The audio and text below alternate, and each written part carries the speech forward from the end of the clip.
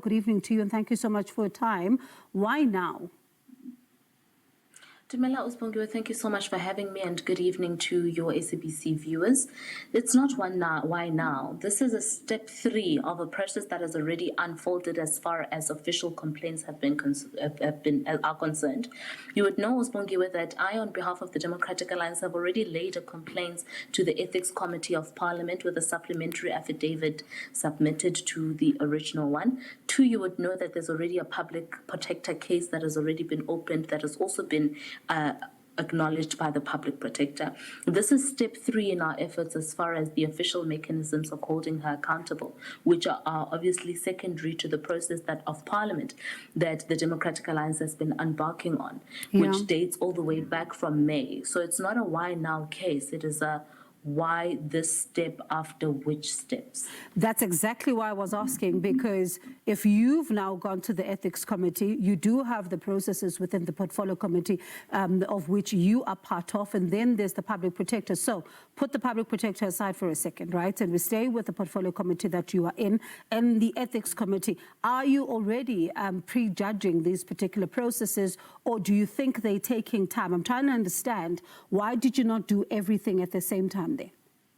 You would also know, Usbongiwe, that in the previous Portfolio Committee meeting that had this particular agenda item on its agenda, I, on behalf of the Democratic Alliance, again asked the chairperson of the Portfolio Committee, Karabo, to initiate the process of laying criminal charges on behalf of the Portfolio Committee. To date, Lizia and the ANC have not gotten back on how far they are on this process. We're well within all our way, 3 weeks within that process, which then gives the Democratic Alliance the impression that that Portfolio Committee chairperson is not moving at a pace that is fast enough, and therefore we will do it ourselves, which still does not stop the Portfolio Committee from doing that process, because the more the cases, the merrier.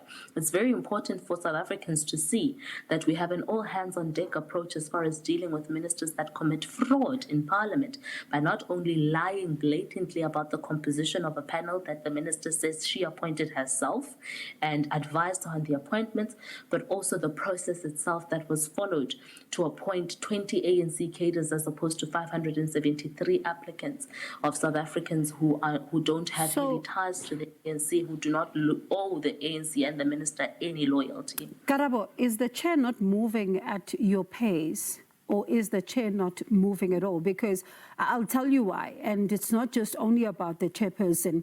When one listens to what is coming out from that particular Portfolio Committee since this issue started, you have a number of, members of that committee quite upset about this particular matter, and speaking about the fact that they want accountability and they want the minister there. They don't want to prejudge the matter. They want to be able to get a sense of what exactly may have happened here before they actually decide on other steps that they need to take here. So my question is, are you saying that they're not moving at the pace that you would like? Or is it because the processes there are so weakened, as you say that the chair and the ANC, the processes are weakened, or you've got no process, no confidence in them? Two things, Usbongiwe. One, you would know that the chairperson of the Portfolio Committee is an ANC member who sits within the same chief whippery instruction as the culprit here in this case, which is Dr. Nobuhle Nkabane, the minister. So the ANC has been given clear marching orders to protect the minister at all costs. And the reason why I can say this in confidence before the South African Republic right now is because if this wasn't the case, we wouldn't have seen in the same Portfolio Committee meetings the ANC coming to the defense of the minister and instead trying to scapegoat the Director General of the department. Number two, because of what I just said now, the pace is not moving at a speed that South Africans would like to see, because it is a matter of stalling altogether the process to stifle it as much as they can. So if all of these steps, right, were important, why didn't you do it last week before the sacking of Andrew Whitfield? Because it was all part of the plan. So the initial plan is the plan is on the calendar. The DA had a plan. We laid the charges from the ethics committee, the complaints, the supplementary thereof, and then we went to the public protector. The next step thereof was to obviously engage the committee, which we did. And then from there, we were going to see whether the committee is going to meet, because you would also, if you follow the committee meetings, you'd know that the resolution in the portfolio committee was that the chairperson was going to consult legal and consult the chair of chairpersons, which is Frolic, Cedric Frolic, on when the next meeting is. To date, we haven't heard back from the committee at all.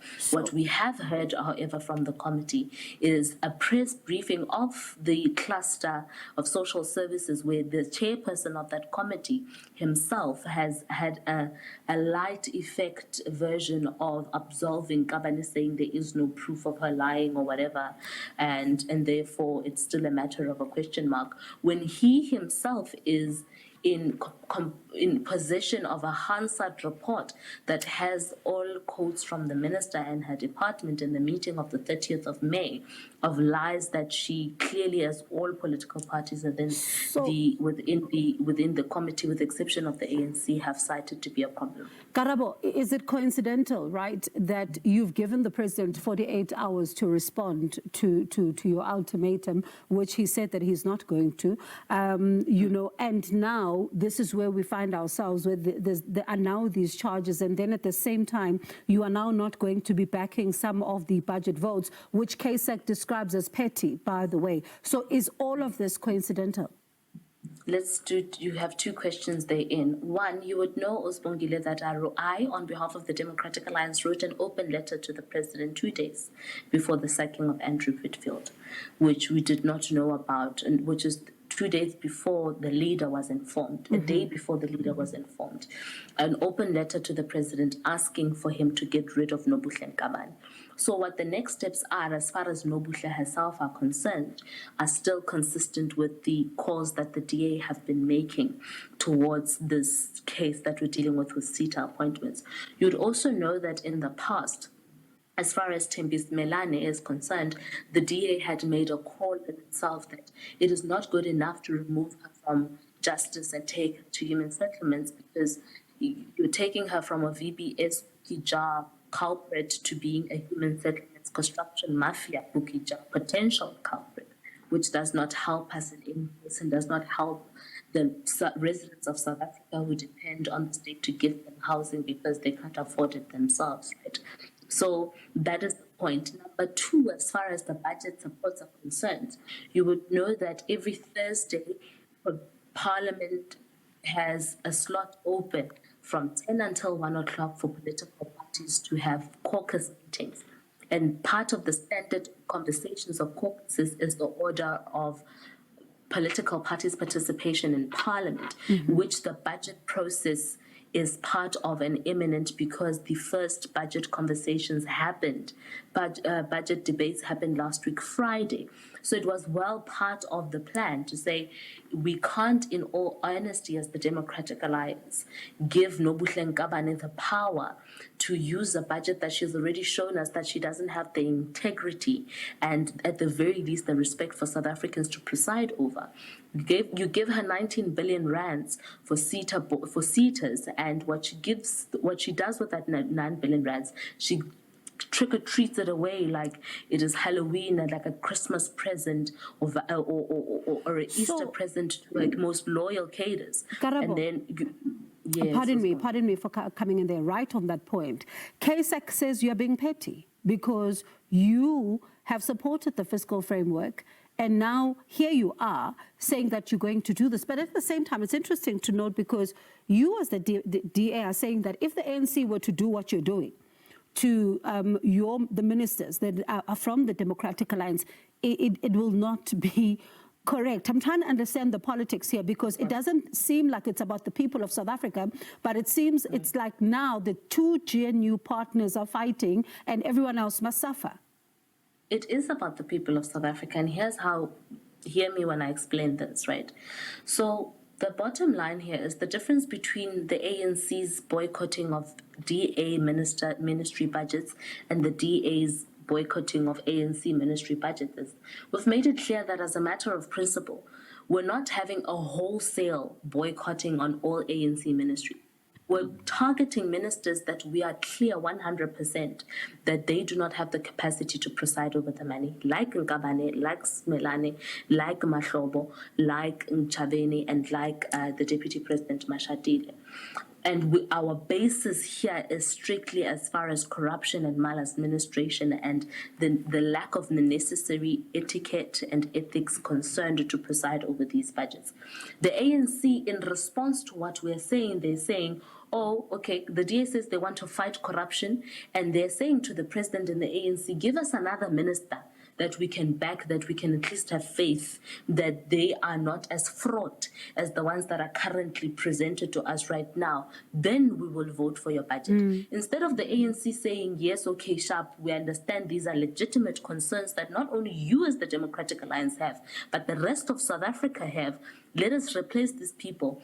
They want to shove them down our throats. And then as a threat, and which is then where the petty then comes in. They're saying, oh, if you don't support Nobuhle, we won't support John. We won't support Leon Schreiber. You cannot under any circumstance put Leon Schreiber and the work that he's doing in Home Affairs on the same pedestal of comparison as the mess that Nobuhle has. Karabo, pardon me, at the same time, as a Democratic Alliance, you were comfortable to have these ministers with you in the executive. And I say this because the state capture report is not new. It happened how many years ago, right? And then here you are now. You were able to have some of these people that you are citing. The issue of VBS has happened. It's been months now. Yes, of course, South Africans are waiting for responses and all of that.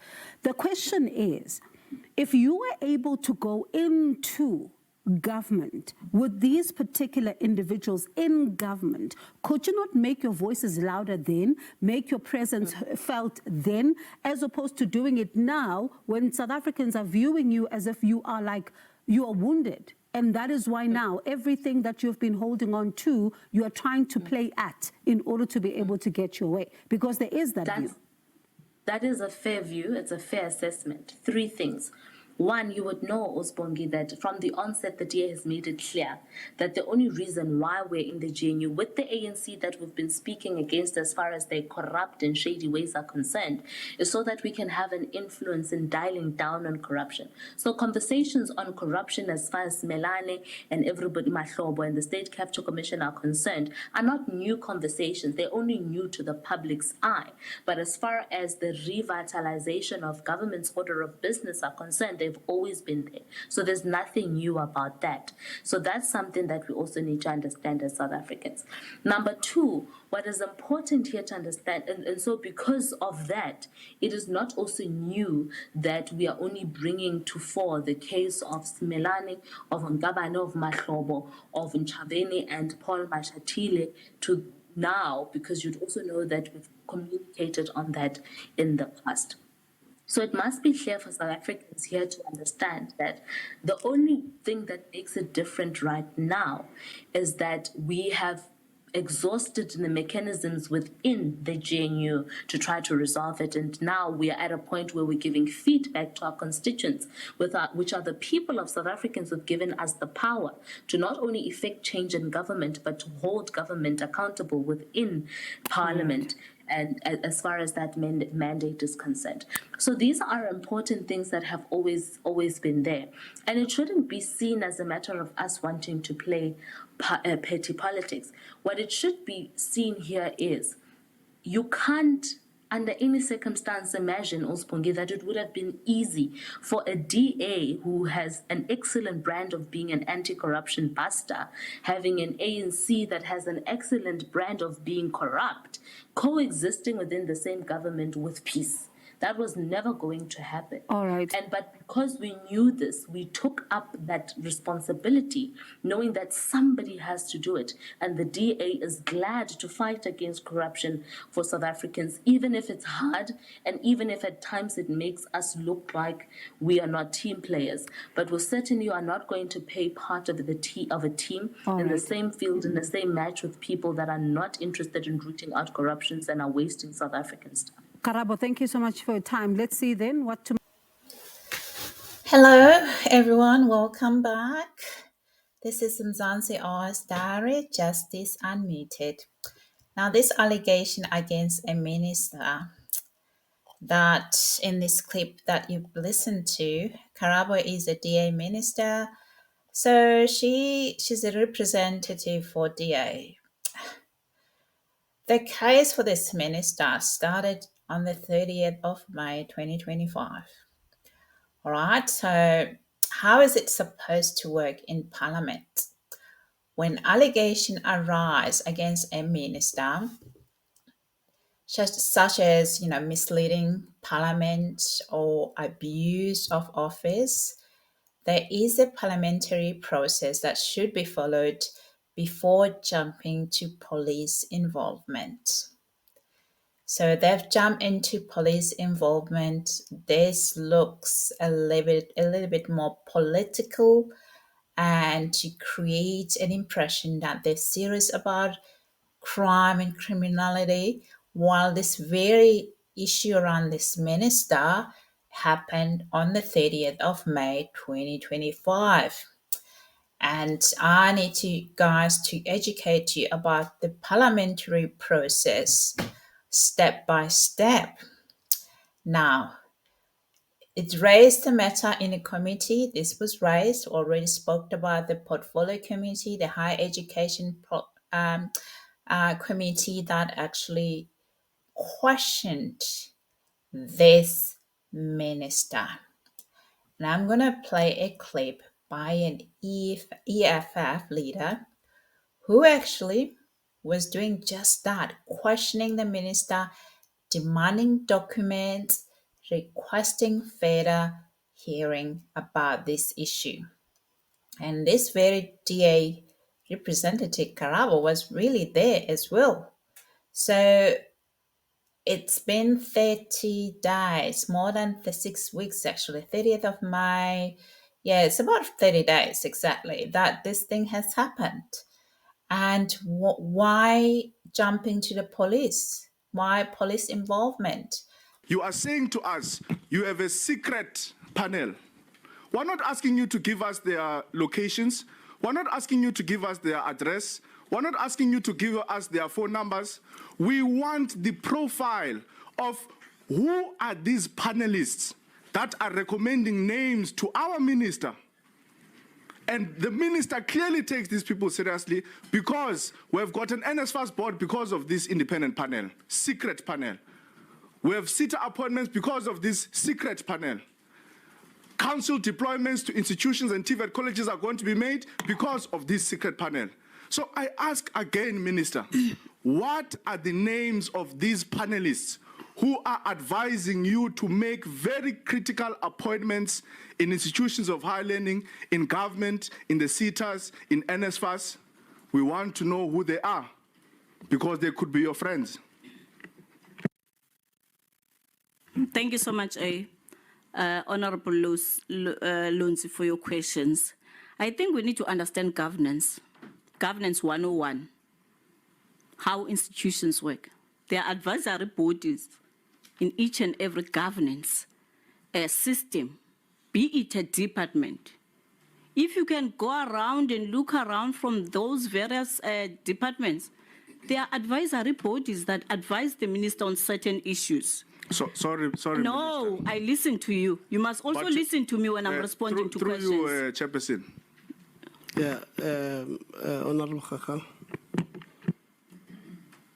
Chairperson, I understand that it's not nice to be put in a spot, right? And I understand that the nature of this conversation, because it's personal, is heated and uncomfortable. But that can never justify there being a firing of attitude and a disrespect altogether to members that question. The minute you say yes, conscientiously, you say each and every decision that I take is open for scrutiny. And that is the spirit that the minister is supposed to have in answering questions about the decisions that she makes while under the payroll of the Republic of South Africa. No, thank you, Minister. I think our members have got a pressure of time. So if they feel like the questions that they have asked is not being responded to or were taking long to respond, they may interject. And we must try by all means not to have, what do you call it, dialogue amongst ourselves. So maybe let's try and be patient with one another, listen to one another, but let's take cognizance to the fact that members may be under pressure because of the time constraint that we have. So if they ask or look, it's okay, maybe you are not going to my answer, let's not take it as a disrespect and then fight with them. I think let's, as much as I've got a responsibility to protect you as our invitees to the meeting, I also have a responsibility to protect these members from being attacked. I think, so let's try and work it that way. Honorable Lonzi. Chair, I don't know why the minister is telling me about advisory councils. There's no one in South Africa who doesn't know that there are advisory bodies. Even the presidency has gotten advisory bodies. But if the advisory body of the president takes that advisory body so serious that it even tells him who must be a judge in South Africa, who must be a minister in South Africa, who must be a commissioner in South Africa, then the people of South Africa deserve to know who are these advisors to the minister. The minister can't say to us, he can't tell, I know that the advisors, you can't say, let's know the law, the advice. I know the advisor, that's not my question. My question is, who are these advisors to the minister that the minister listens to and takes so seriously that she takes very big and critical decisions in the department? Why is the minister refusing to tell us? Who are these advisors that are advising you, minister? Who are the names? Who are the profiles of this independent panel that you take so seriously, that told you who to put in the sitters, that told you who to put in the NSFAS board, that tells you who to put as university council employees? Who are your advisors? Is it your mother? Is it your sister? Is it your friend? Is it a boyfriend? Is it a girlfriend? The people of South Africa must know, where are decisions of higher education taken? You find that a decision is taken in a tavern, we don't know. Got to laugh. Decision taken in a tavern.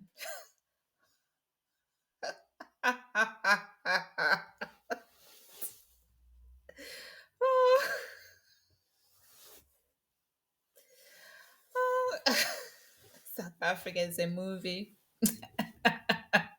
It definitely is. It's a movie, this one, yeah. Righty. Now, that was the minister. That's the minister that the DA has opened a criminal case.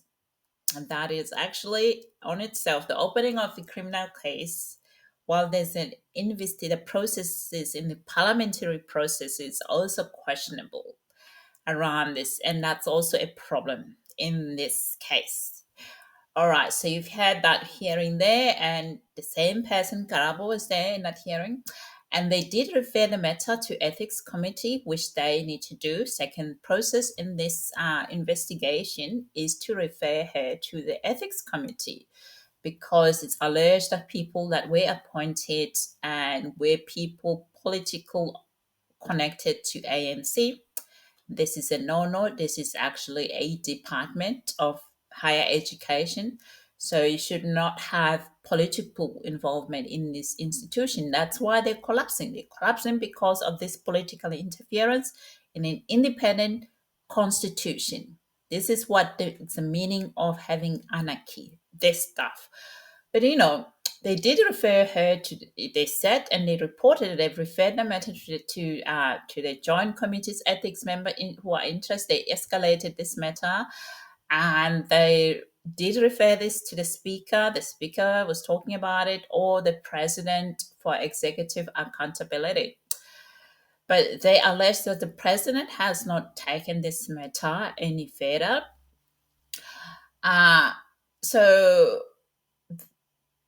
So there are possible outcomes within the parliament itself. The public's censure or reprimand, the call for resignation or disciplinary action by the president, which is what they allege the president has not done anything. And they also launch of parliamentary inquiry. So yeah, that's the process there. And so when our criminal charge is really justified, if actually criminal conduct is suspected, like fraud, bribery, or corruption, then a case may be referred to the Hawks or DPCI or National Prosecuting Authority NPA. However, doing this before parliamentary process conclude, it can appear premature or political motivated because it's only 30 days ago this issue was raised and we listened to it when there was a parliamentary inquiry. This minister was requested to come to this community and answer this question, and she was very combative, very combative. It had there answering the EFS and said there are, the government does from time to time receive some advice, but advice is just advice. It's not replacement for a minister. What is she paid for? What is South African taxpayer paying her for if she relies on these, shadow bodies that she would not release their names? She would not release their names in that hearing. So this is an ANC minister. That's all they like this. Unfortunately, this is because 30 years of just running the country without any opposition, ministers, they look like this. That's why I would like to see another party running South Africa than ANC. And I can see now there's a lot of them coming up. And DA unfortunately doesn't look like one. They do not have the skills and the capacity to do it. They are actually embedded in this stuff themselves. They are there for their own minority interests rather than for South Africa as a nation. And that's the problem. That's why they'll remain around 22%. I don't see DA going above 22%. But I do, however, encourage to see other parties coming and actually showing leadership. Notably, Action SA, we see that in Pretoria. We see PA as well, Gayton Mackenzie. We see a lot of them from ATM as well. Vuyo is also great. Vuyo is really great and very smart and educated and very skillful as well, competence. When you listen to him, you can hear that this person knows the stuff. I mean, it's not like someone like, sometimes people from PA, they sound like they go about this mahambe, and then when you start asking them questions how they're going to do it, in the current constitution, and they just, they don't know much. But the PA, they also have recruited someone from DA. They got someone, Liam Jacobs, that guy, that probably would help them around understanding legality about stuff, that certain things, it's a no.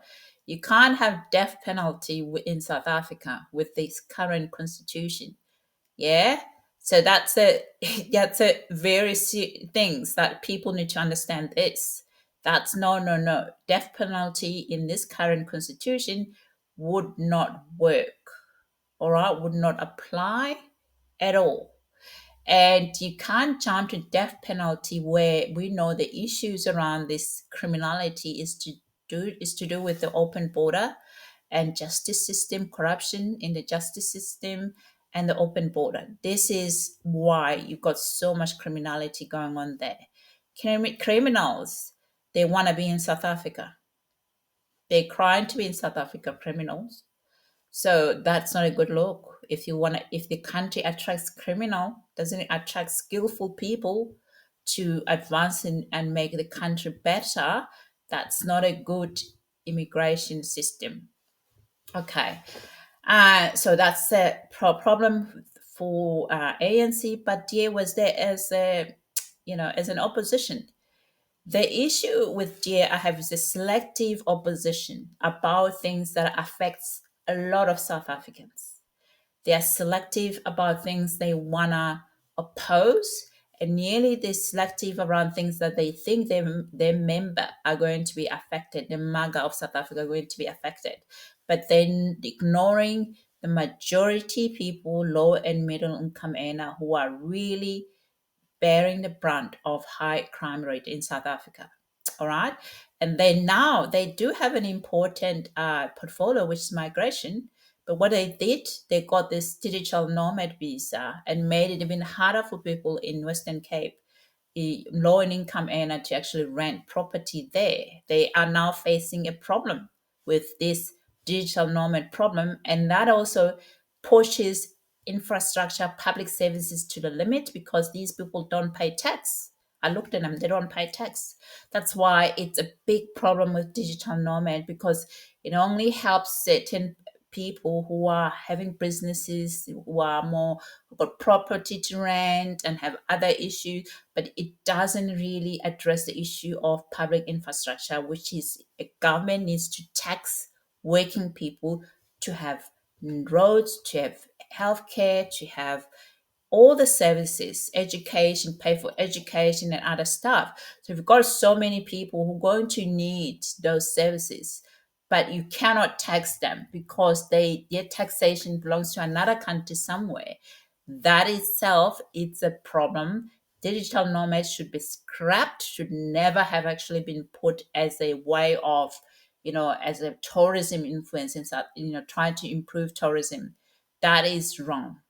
This one brought by the DA, and it's actually not even long ago they brought this one, but it's now it has significant. It's not even more than 6 months, but it's now has a very serious impact on people in these cities where there's a lot of tourists in that area.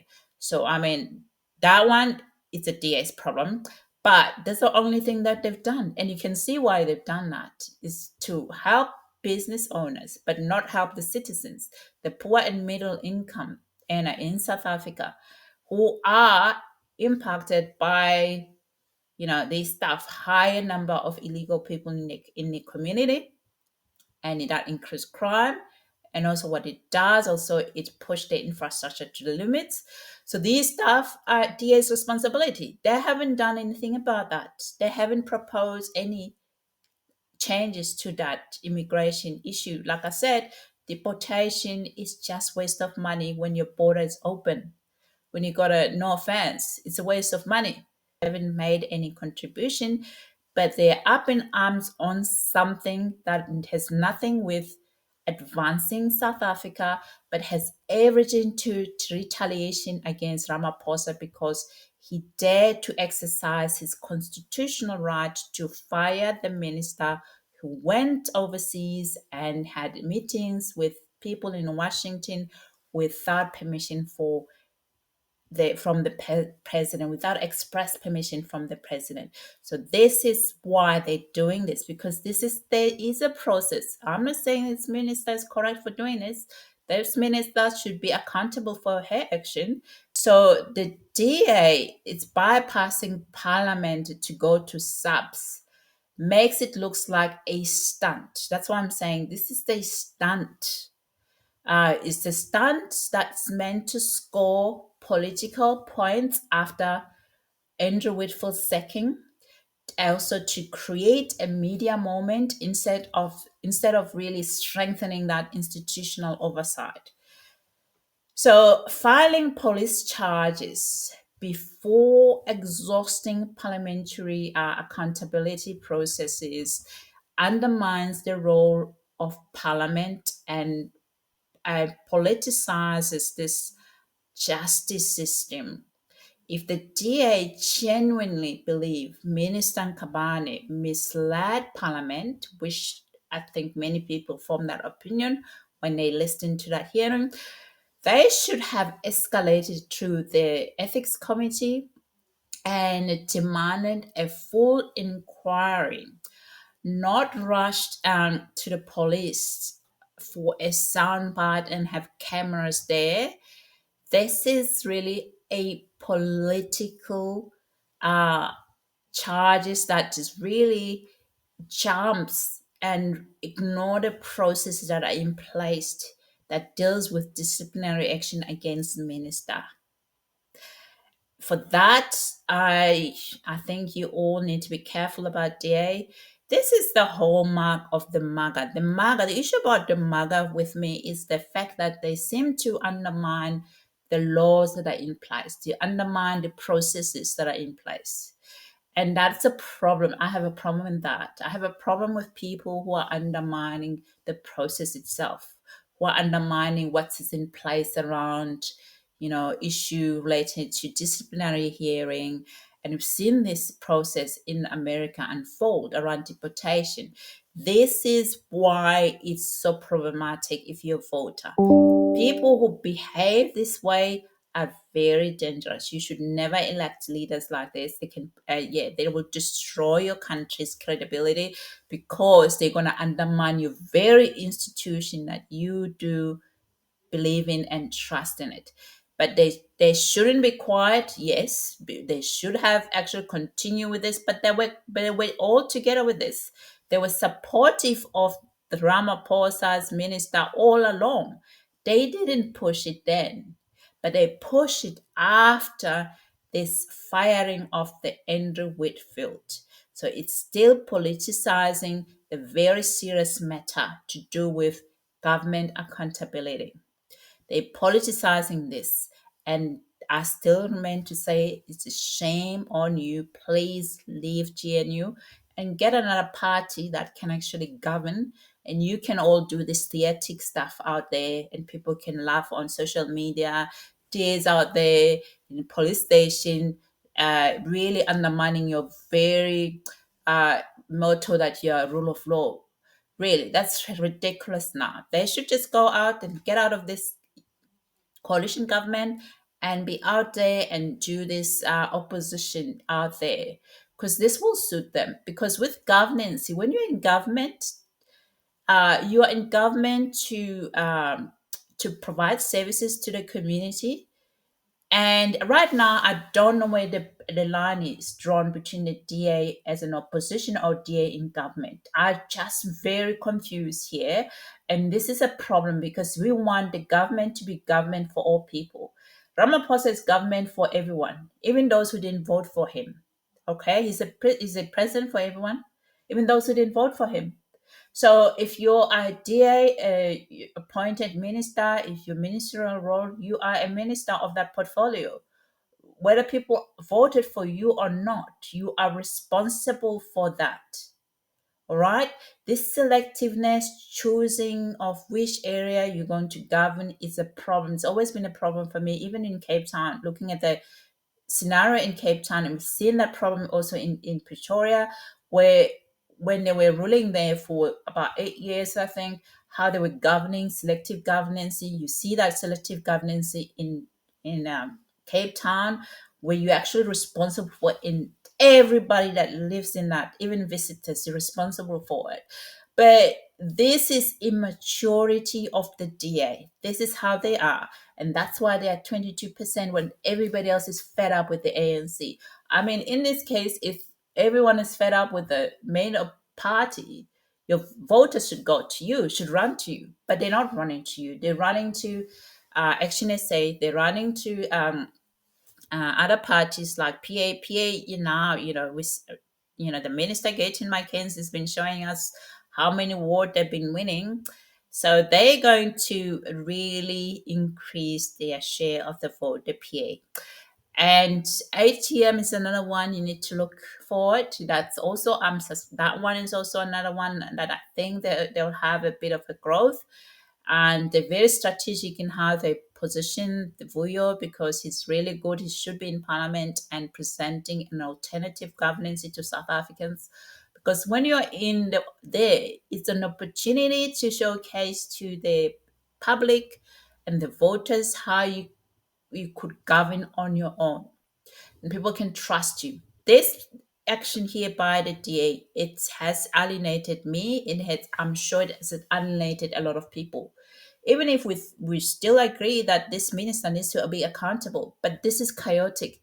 This is the problem, is the messy and the chaos it has created, the lack of stability it has created, the drama, the real house of union building. I mean, this is what it's it. And then, all these people, I mean, seriously, let's get back to providing services for community and people.